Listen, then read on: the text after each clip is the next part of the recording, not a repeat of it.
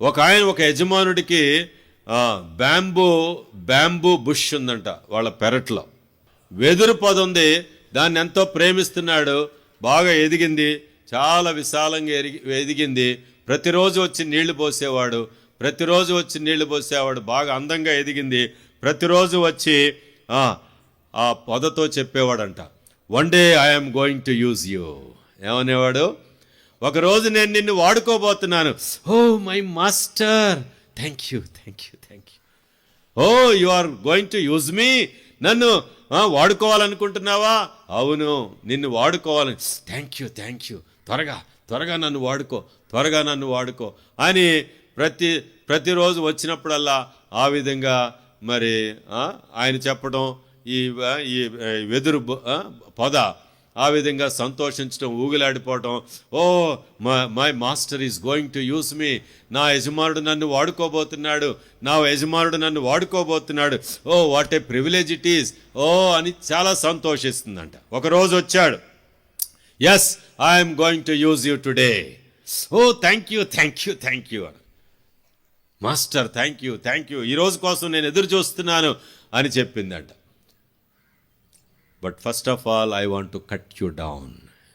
ఏం చెప్పాడు? మొదటగా నిన్ను నేను నరకాలని. అమ్మో, నన్ను నరుకుతావా?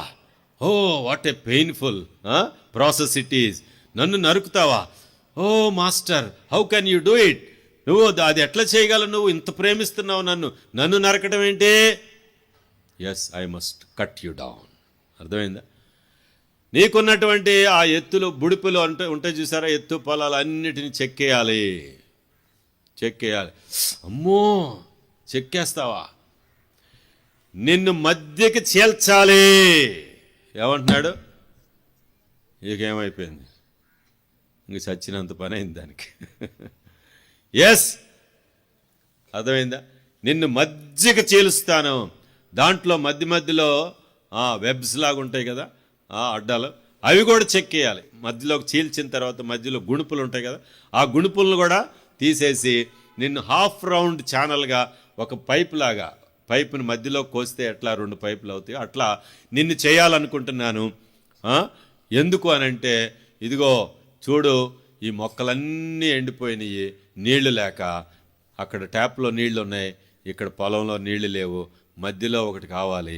ఏంటది? ఛానల్. ఏం కావాలి? ఒక హాఫ్ రౌండ్, ఒక పైప్ లాంటి మరి ఛానల్ లేక అవన్నీ ఎండిపోతున్నాయి. మరి నిన్ను వాడుకోవాలంటే ఇప్పుడు ఎట్లా ఉంటుంది చూడండి. ఎంత బాధపడిపోయిందో. ఇంత నన్ను ప్రేమించి, ఇన్ని సంవత్సరాలు నన్ను పెద్ద చేసినటువంటి ఈ మాస్టర్ నన్ను ఇంతగా చేద్దాం అనుకుంటున్నాడా? అమ్మో, how can I accept it? No. ఓ ఇంత పెయిన్ని నేను ప్రభు అయిన యేసుక్రీస్తు వారి జీవితంలో అదంతా అనుభవించారు కదా, అవునా కదా? ఆయనను నా చిత్తము కాదు, నీ చిత్తమే సిద్ధించునుగాక. తల్లి అయిన మరి ఏముంది? అమ్మో, నేను భరించలేని ఇవన్నీ అనలా. ఆయనను నా చిత్తము కాదు, నీ చిత్తమే నెరవేర్చబడునుగాక అని. చివరికి ఆ బ్యాంబూ బుష్ మరి I want to obey to my master. నా యొక్క యజమానుడికి నేను విధేయత చూపించాలని ఆ బ్యాంబూ, అర్థమైందండి.